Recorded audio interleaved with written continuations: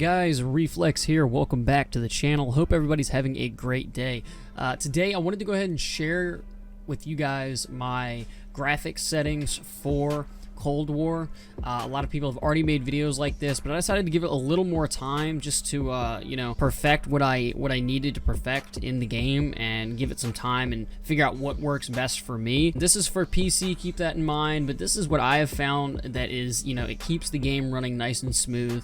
But it's not too heavy on your PC, so it's not slowing a bunch of stuff down. So I'm gonna go ahead and show you these settings. They're not super intense, so if you don't have a perfect, amazing computer, that's fine. Try these settings out, and I promise, for me at least, the game runs smooth and it looks phenomenal. It looks really good, and it's not, it doesn't.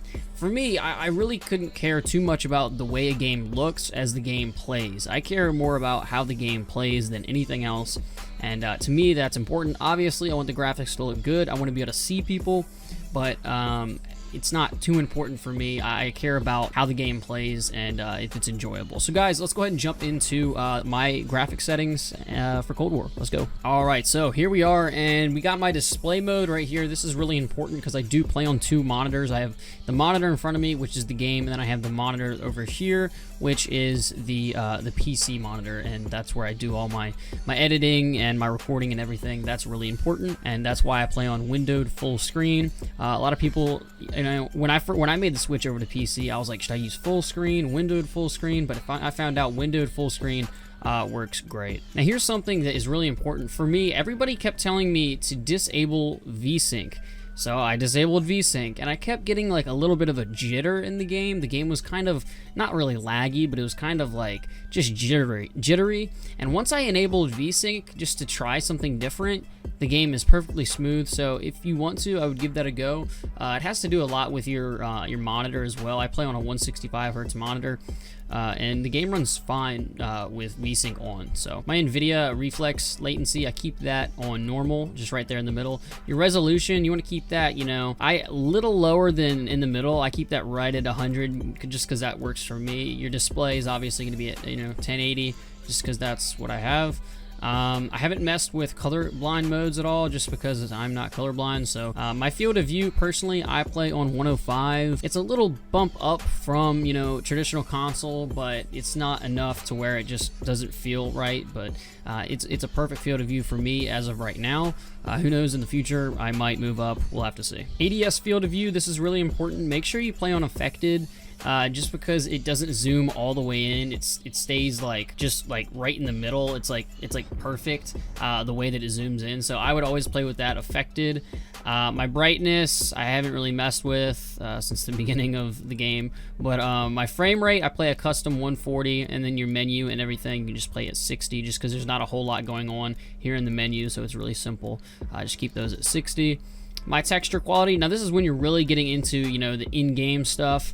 I keep my texture quality at low because it still looks fine. My model quality at low, and then I keep my special effects quality at medium. My screen space reflection, I keep that disabled just because that kind of thing isn't that big of a deal to me. Like all these little things right here, I really could care less about that. That's just another thing for me to look at, which if I'm really trying to focus on the game, that's really not a big deal. Object view distance, this is important. You want to be able to see small objects from a distance. I keep this at medium.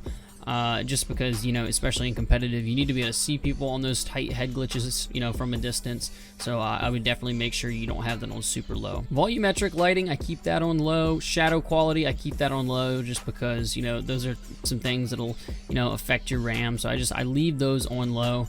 Dynamic shadows, I leave these on all simply because one day, you never know, an enemy might be sitting around a corner and you just see their shadow. So I keep that on just because you never really know. To me, that's really important.